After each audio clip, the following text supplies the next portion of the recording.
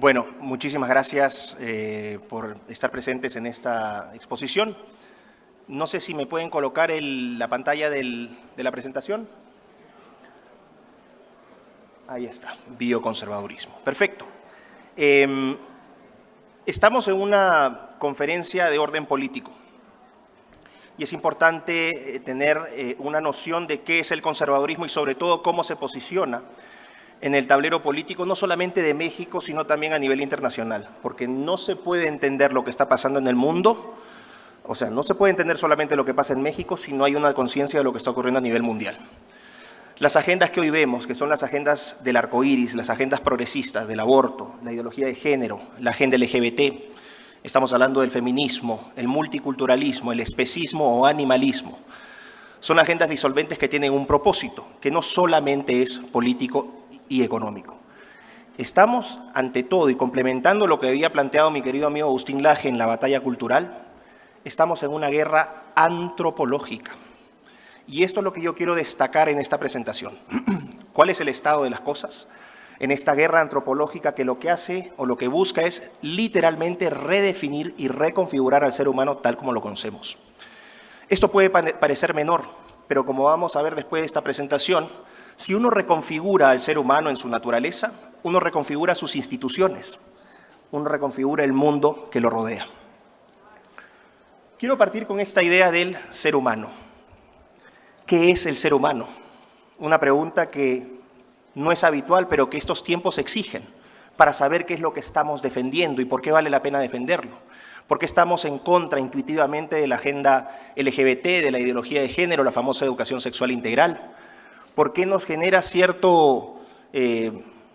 nos genera una extrañeza, para no utilizar una palabra que pueda comprometer a la organización, con la agenda trans y todas las categorías que esta genera?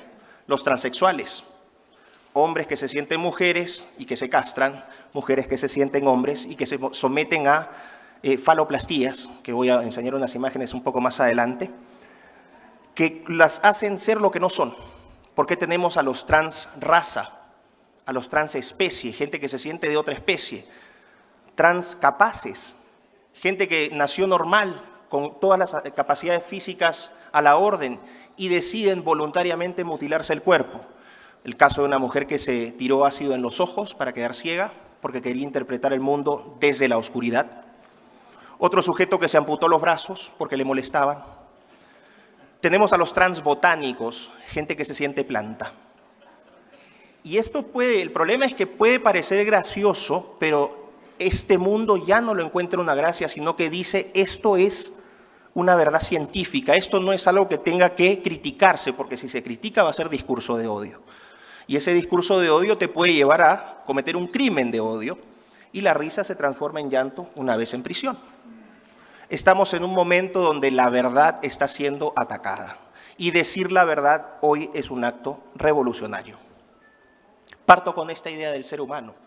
El ser humano es todo y muchas cosas a la vez. Puede ser hijo de Dios, pero también es un zoon politicón, es un animal político, Aristóteles lo planteaba de esta manera, hombres adultos que se dedicaban a gestionar el bien común en la polis.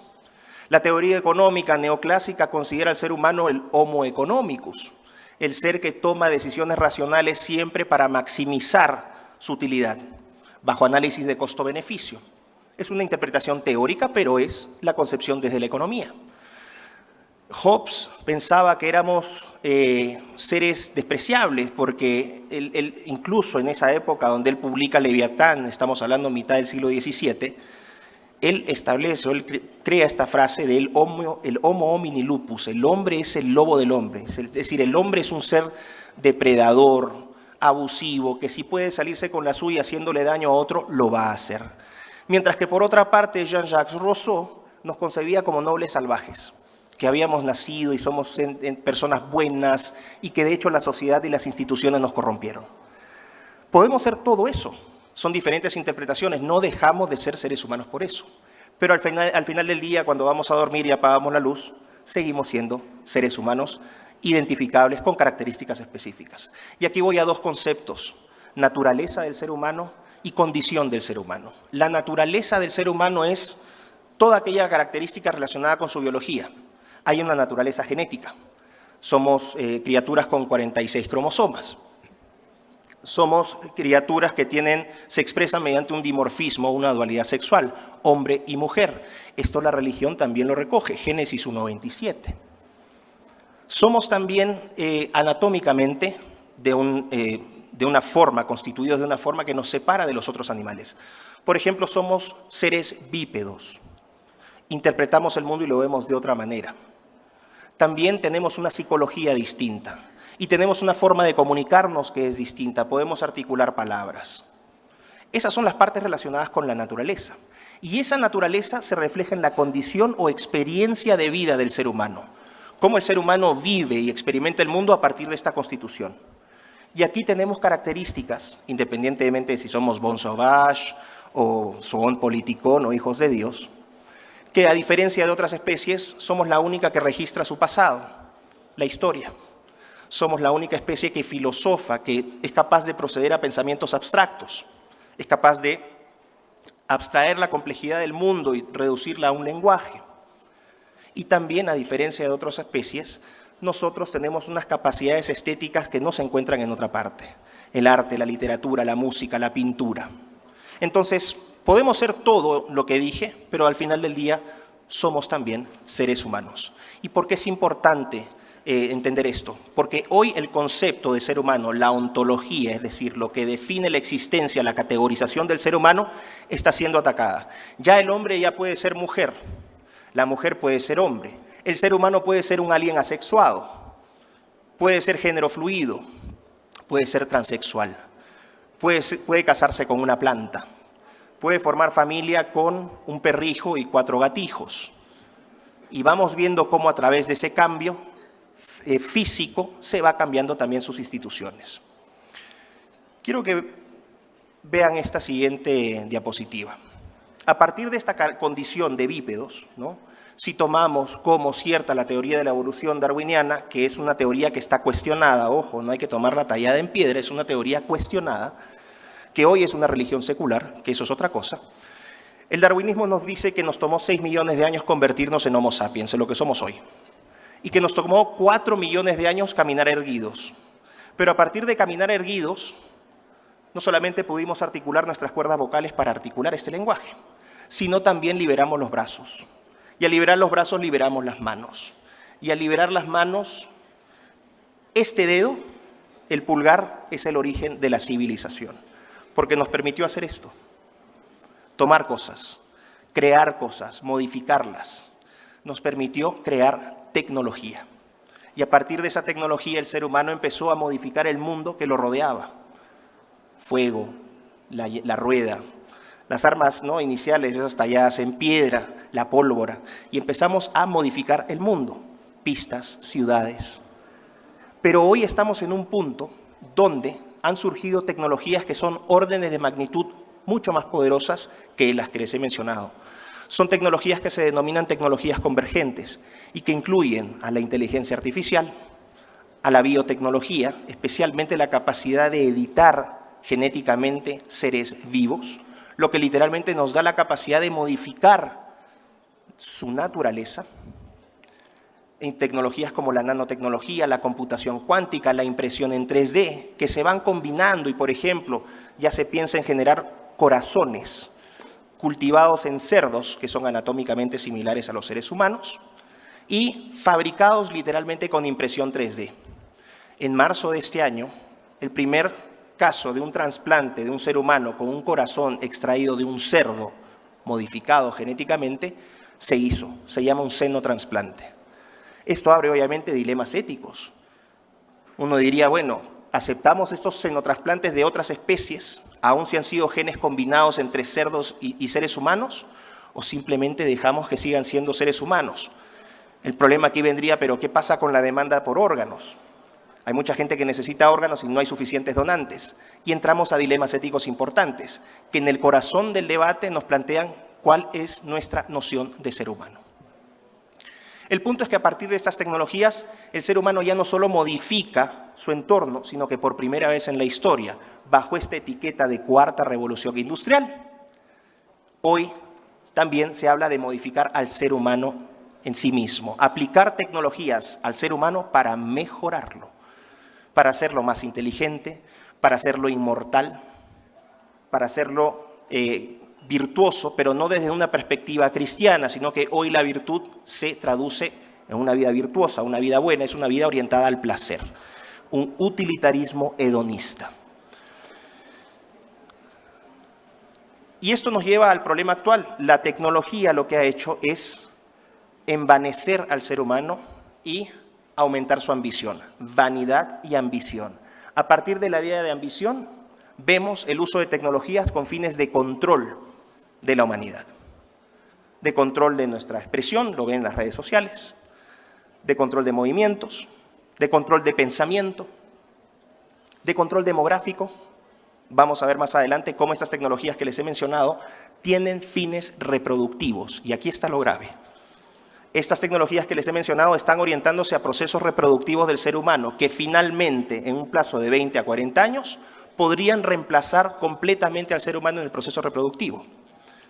Y yo cito en un libro que he escrito, se llama Neoentes, y que voy a presentar inmediatamente después de esta charla, donde cito el trabajo de un académico de la Universidad de Harvard, Henry Greeley, para que no digan que uno es conspiranoico.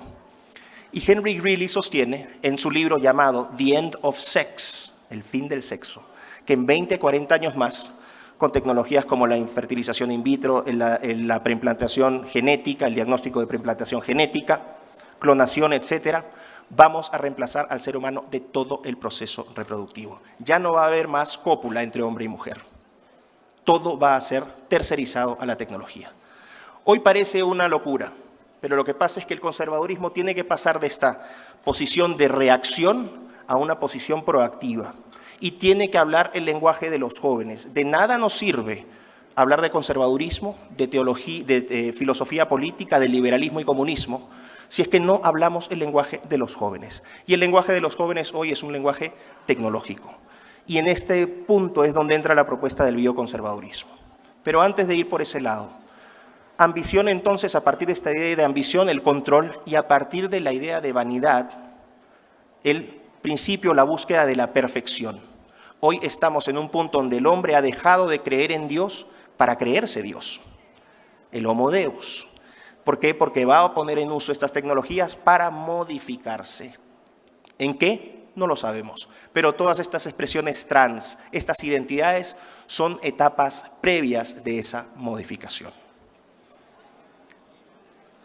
Y aquí están tecnologías. ¿Qué tecnologías tenemos? Bueno, dentro de las que les mencioné, la tecnología, la CRISPR, la edición genética, donde literalmente podemos editar genes específicos y modificarlos. Se aplica con fines terapéuticos. Hay enfermedades que, por ejemplo, son causadas por un gen defectuoso. Y uno con esta técnica puede cortar ese gen, sacarlo, reemplazarlo por un gen nuevo y bueno y curar ciertas enfermedades monogénicas. La fibrosis quística, por ejemplo, la enfermedad de Huntington, ¿no? La anemia falciforme. Y uno diría, ¿quién podría estar en contra de estas técnicas aplicadas para la salud del ser humano? Nadie. El problema es cuando ya empezamos a usar esas tecnologías para pensar en la elaboración de quimeras, la combinación de genes de seres humanos con otras especies, o de otras especies con plantas, y entramos a crear vida, literalmente entramos a una función divina. O cuando nos dicen que estas técnicas pueden ser fantásticas para diseñar bebés a pedido, a las características que solicite el cliente. Ya existen clínicas y ya existen pedidos en estas clínicas de fertilización in vitro. Uno puede pedir, por ejemplo, el color de los ojos de su hijo. Uno puede pedir el sexo. Esto ya ocurre. Quiero que sean gemelos. Ya, eso ya se puede pedir, con precio de catálogo, por cierto.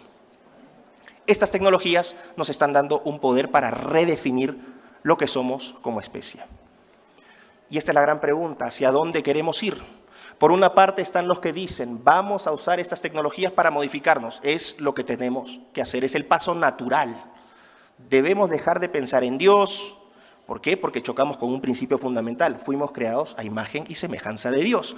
Esto es una cuña para los promotores de esta idea de que el ser humano puede ser creado a voluntad del ser humano.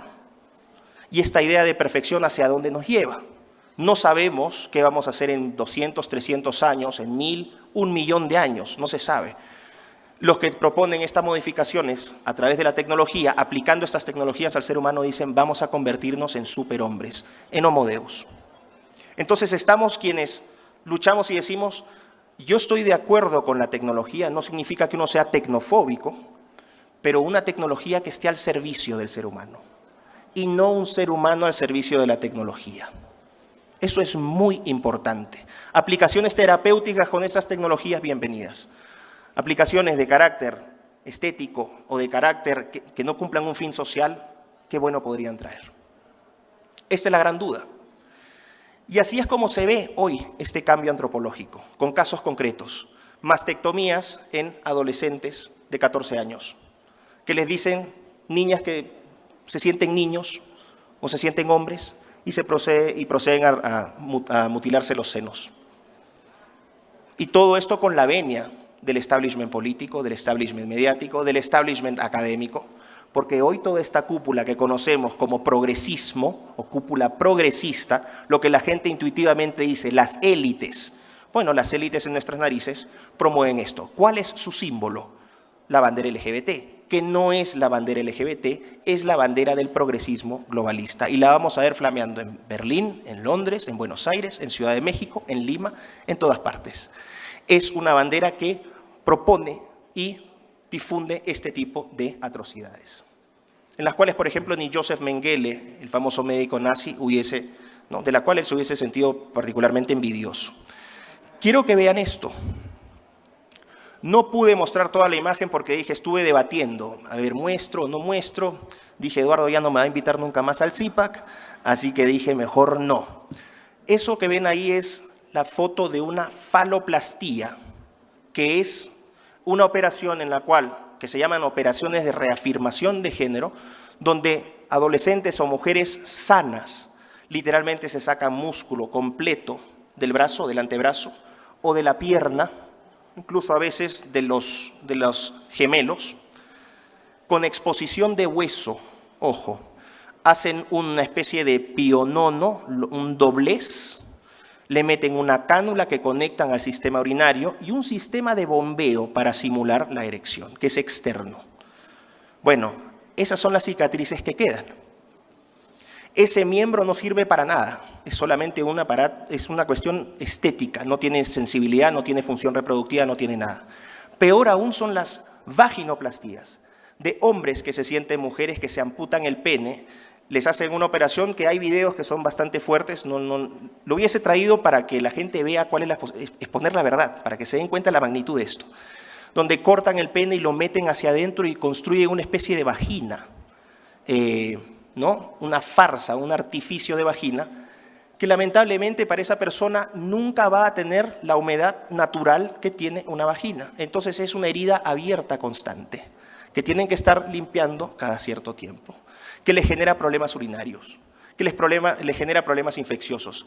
Peor aún, no corrige la disforia, no corrige la sensación de insatisfacción, de inconformidad con la propia identidad.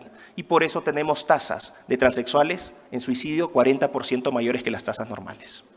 Este acto cruel que promueve el progresismo activamente no se dice. Lo que se presenta es love is love, ¿no? Lo que se presenta es estas músicas de piano con estos artistas de Hollywood y todos se aman y viven en un mundo ideal. Lo que estas personas viven es realmente un drama. Así queda el brazo, después de haber sacado ese pedazo de piel para construir el pene. Esto no habla, por ejemplo, de los problemas circulatorios que tienen estas personas, gangrenas, porque ya no lleva, la irrigación sanguínea no llega a la mano. Más aún el uso de hormonas que tienen que utilizar constantemente para continuar con la farsa de ser algo que no son. Ese hombre castrado tiene una próstata. A los 40 años quizás tenga que ir a revisarse la próstata para que no le dé un cáncer. Esto no es un muñeco generado por videojuegos. Este es un caso real. Este sujeto se llama Diablo Prado, Diablo. Y es un sujeto que se sometió al body morphing, a estas prácticas donde empiezan a mutilarse la oreja, la lengua se la parten, la nariz, ustedes ven ahí, se inyectó con tinte los ojos. No es el único caso. Vamos viendo cada vez más cómo ya no hay un respeto a la integridad física del ser humano y el ser humano pasa a convertirse en una masa, en una plasticina que puede ser modificada con tecnología para convertirnos en algo que no somos. ¿Qué tienen en común todas estas cosas? Que se redefine y se reconfigura al ser humano a partir de tecnología. Y el problema es qué pasa si empezamos a modificar lo que somos. ¿Qué va a pasar con instituciones como la familia? Dejan de ser relevantes. Si un niño va a ser gestado y va a ser fabricado en un laboratorio, ¿a quién le va a llamar papá y a quién le va a llamar mamá? ¿Quiénes van a ser sus hermanos? Su padre probablemente va a ser la pipeta X1417 y su madre van a ser 2 óvulos diferentes, fusionados y fertilizados con un espermatozoide. Me dicen que lo que estoy hablando es una locura. Esto ya existe en el Reino Unido, se llama ley triparental, donde uno puede literalmente fabricar un niño con 2 óvulos distintos y fecundados con un espermatozoide. ¿Qué pasa con la identidad del ser humano aquí?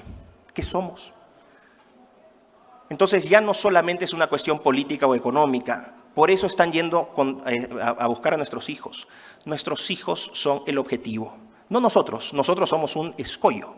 Toda la propaganda que les dice, puedes ser lo que quieras ser, puedes declararte trans a cualquier edad, no tienes que pedirle permiso a tus padres para proceder a estas cirugías, y cómo el sistema legal impunemente está creando esta legislación que es disolvente del ser humano. Bueno, pasamos entonces gradualmente a un proceso donde el ser humano va a dejar de ser lo que es. Esto fue lo que les dije, el libro de Greeley, que ya lo mencioné, y que podría llevar a este futuro. La pregunta es aquí, ¿quién quiere un futuro con esto? Obviamente esto es ciencia ficción, no quiero decir que esto es lo que necesariamente vaya a ocurrir, no es el punto. El punto es, ¿qué futuro vamos a concebir? ¿Un futuro con seres humanos o un futuro con seres? ¿Y qué tipo de seres? ¿Van a compartir nuestra moral? ¿Van a compartir nuestra ética, nuestras tradiciones? ¿El comportamiento del ser humano? Cuando les mencionaba, por ejemplo, la naturaleza y la condición, pónganse a pensar si a través de modificación genética nos permitieran aceptar esta capacidad que tienen, por ejemplo, los murciélagos para percibir los espacios en la oscuridad. ¿Viviríamos el mundo como seres humanos? ¿Qué pasaría si se modificara genéticamente nuestro cuerpo para poder vivir en el agua? ¿Qué pasaría con la música? ¿Sonaría igual? ¿Qué pasaría con las poesías que nacieron a partir de la caricia del viento de ese hombre enamorado que pensaba en su diva? Todo cambia. Por eso es que están entendiendo hoy que el ataque no solamente es al ser humano, sino también a sus instituciones. Por eso se habla de familias multiespecie, de familias multiparentales, 3 papás, 2 mamás, puede ser lo que sea, ¿no? Estamos hablando de la redefinición del matrimonio. El matrimonio, te puedes casar con tu poste de luz, te puedes casar contigo mismo, te puedes casar con 20, te puedes casar con tu perro, porque poco a poco la zoofilia también está entrando, la pedofilia también está entrando. Conspiranoico, ahí está Irene Montero, en España, soltando esas barbaridades, desde el poder, un poder que es ilegítimo y que no representa a las mayorías, y que los medios de prensa tienen que silenciar, porque de otra manera no podrían contener el enojo, la frustración, pero también llamó de crítica la inactividad, la falta de actitud, la falta de coraje de mucha gente por levantarse y decir yo no tolero más esto. Entonces, ¿qué es el bioconservadurismo? Ya con esto voy a cerrar. El bioconservadurismo es una propuesta que toma la intersección de la política, la filosofía, la ética y la medicina para decir al ser humano hay que defenderlo por lo que es, reconociendo que es un ser imperfecto y que es un ser con limitaciones. Pero justamente esas limitaciones, esas imperfecciones lo vuelven lo maravilloso que es, lo contradictorio que es. Yo no quiero un futuro donde mi hijo o mi nieto sea mitad cyborg y mitad niño. Y nuevamente uno puede decir, está especulando. El futuro avanza mucho, ¿no? El tiempo avanza más rápido de lo que pensamos. Y en 30, 40 años, con los avances tecnológicos actuales, no sería descabellado. Hoy, por ejemplo, y ya con esto voy a ir cerrando, ustedes ya pueden gestar y pueden formar un niño sano a partir de médula ósea. Me van a decir, ¿pero qué está hablando? Si se necesita espermatozoide y óvulo. Bueno, Desde 2014, oficialmente, ya se puede derivar espermatozoide de células madre de mujer. Y esas células madre se obtienen de médula ósea. Entonces, uno saca médula ósea, deriva esas células para desarrollar un óvulo y para desarrollar un espermatozoide, los fusiona y ya tiene un niño. Y si no me creen, ya se creó el primer embrión artificial a partir de esta técnica, de ratón, en el Instituto Weizmann en Israel, en julio de este año. Y ya hay úteros artificiales. Si no se necesita al hombre en la ecuación reproductiva, ¿van entendiendo nuevas masculinidades? Masculinidad tóxica, hombre embarazado. Todo tiene una relación tecnológica. El bioconservadurismo lo que dice es, vamos a tomar esta posición de defensa del ser humano, asumiendo lo importantes que son las tecnologías, pero protegiendo la integridad de ese ser humano. Así que, para cerrar ya ahora sí, yo los invito a que se ilustren con cuestiones tecnológicas, que revisen inteligencia artificial, biotecnología, sobre todo los padres que tienen niños. Ilústrense y aprendan, y muchas cosas van a tener mucho sentido. Eso también está en el libro en Neoentes, donde yo planteo ya un esquema mucho más amplio de esto. Y van a entender por qué la ideología de género, por qué la ideología trans, por qué la ideología LGBT, y todo va a encajar. Tenemos la obligación moral de defender a nuestros hijos. Muchísimas gracias. Gracias.